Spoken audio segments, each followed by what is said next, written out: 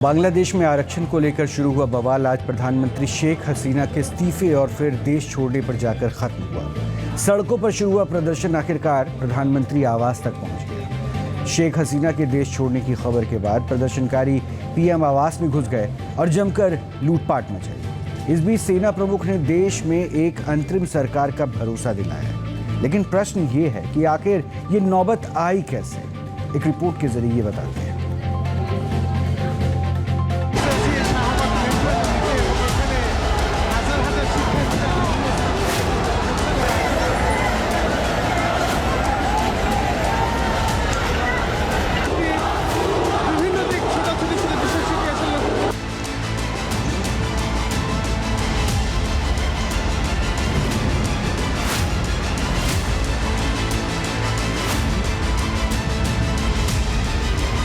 আপনারা সেনাবাহিনীর প্রতি আস্থা রাখেন।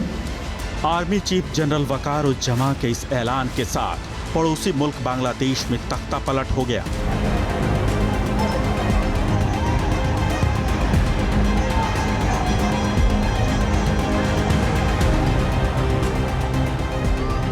आरक्षण की एक चिंगारी ने प्रधानमंत्री शेख हसीना को सत्ता से बेदखल कर दिया।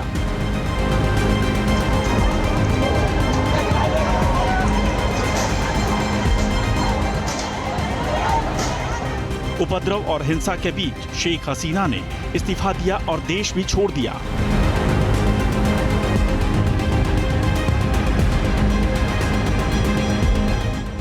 हसीना के इस्तीफे के बाद बांग्लादेश के आर्मी चीफ ने ऐलान किया कि देश में सेना अंतरिम सरकार बनाएगी। इसके बाद बड़ी तादाद में प्रदर्शनकारियों ने उनके आवास पर धावा बोल दिया।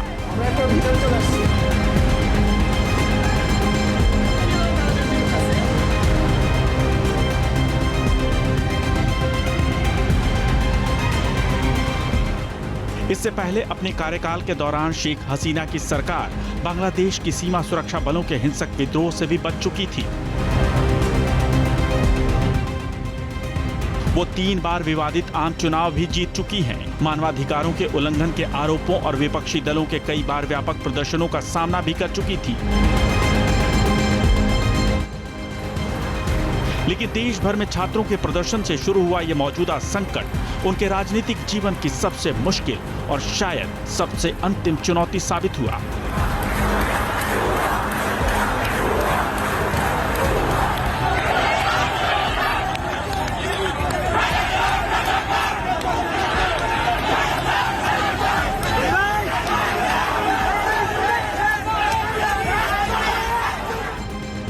सवाल है कि आखिर आरक्षण की एक छोटी सी चिंगारी ने कैसे शेख हसीना का तख्ता पलट कर दिया। वो कौन से कारण थे जिनकी वजह से शेख हसीना को सत्ता से बाहर होना पड़ा।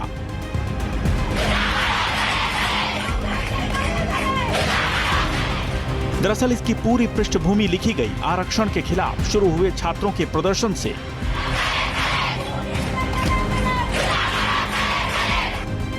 5 जून को ढाका हाईकोर्ट ने स्वतंत्रता सेनानियों के परिजनों के लिए आरक्षण की व्यवस्था को फिर से लागू करने का आदेश दिया था। इससे पहले शेख हसीना सरकार ने 2018 में आरक्षण की व्यवस्था पर रोक लगा दी थी। हाईकोर्ट के फैसले के बाद अंदर ही अंदर उठ रही विरोध की आवाज 1 जुलाई को खुलकर सामने आ गई। ढाका में बड़ी संख्या में छात्र सड़कों पर उतरने लगे।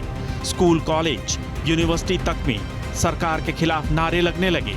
16 जुलाई को बांग्लादेश में प्रदर्शन तेज हो गया। सरकार ने बल प्रयोग किया जिसमें 6 लोगों की मौत हो गई।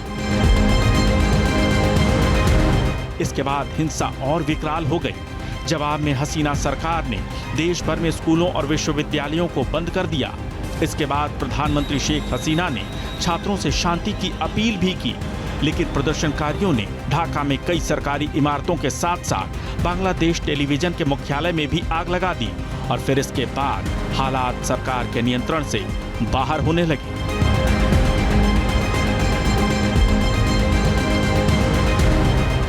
सड़कों पर छात्रों का गुस्सा ऐसा भड़का कि सब कुछ तहस नहस करने पर उतारू हो गए। विरोध प्रदर्शनों को दबाने के लिए सरकार ने बल प्रयोग किया, जिसमें 200 से अधिक लोगों की मौत हो चुकी है। प्रदर्शनकारी छात्रों का आरोप था कि सरकार मेरिट के आधार पर नहीं बल्कि उन लोगों को आरक्षण देना चाहती है जो शेख हसीना सरकार का समर्थन करते हैं। इसलिए प्रदर्शनकारी इस आरक्षण प्रणाली को खत्म करने की मांग को लेकर सड़कों पर उतर आए। छात्रों के इस विरोध प्रदर्शन को विपक्षी दलों और कट्टरपंथियों ने मौके की तरह इस्तेमाल किया। इस कारण आरक्षण के विरोध से शुरू हुआ यह आंदोलन सरकार के इस्तीफे की मांग में बदल गया।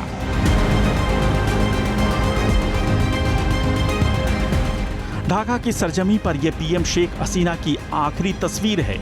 ये वीडियो ठीक उस वक्त का है जब शेख हसीना तख्ता पलट के बाद बांग्लादेश छोड़कर रवाना हुई।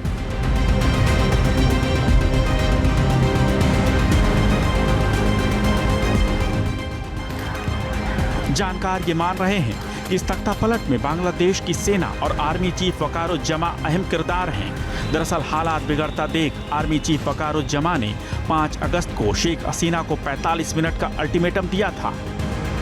लेकिन इस अल्टीमेटम और पूरे देश में भारी हिंसा और तनाव के बीच ढाका में प्रधानमंत्री के आधिकारिक निवास गण भवन से शेख हसीना एयरफोर्स के हेलीकॉप्टर से रवाना हो गई। दावा किया जा रहा है कि देश छोड़ने से पहले शेख हसीना बांग्लादेश के अवाम को संबोधित करना चाहती थी, लेकिन आर्मी चीफ वक्त के बाद वो स्पीच रिकॉर्ड करना छोड़कर रवाना हो गई। यानी शेख हसीना के सामने हालात ऐसे बना दिए गए कि उन्हें अपनी जान बचाना भी मुश्किल लग रहा था। इसी के बाद प्रदर्शनकारी पीएम आवास में घुस गए और तोड़फोड़ शुरू कर दी। हैरानी की बात है कि सेना ये सब कुछ देखती रही।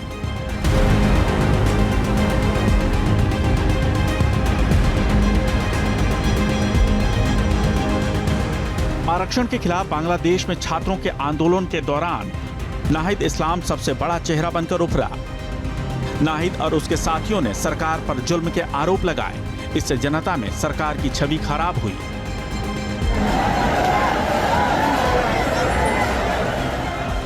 शेख हसीना के समर्थकों का कहना है कि विपक्ष ने छात्रों के आंदोलन को हाईजैक कर इसे शेख हसीना हटाओ मुहिम में तब्दील कर दिया और फिर आखिरकार 5 अगस्त को उन्हें इस्तीफा देकर देश छोड़ देने के लिए मजबूर होना पड़ा।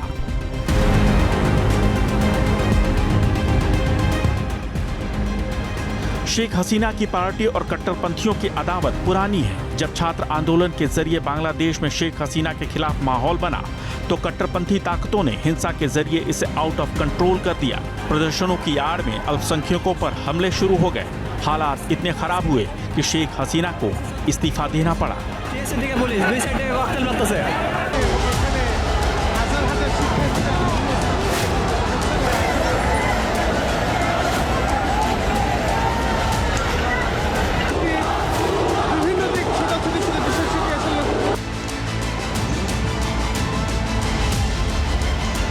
न्यूज नेशन अब व्हाट्सएप पर खबरों के ताजा अपडेट के लिए न्यूज नेशन के इस QR कोड को स्कैन करें।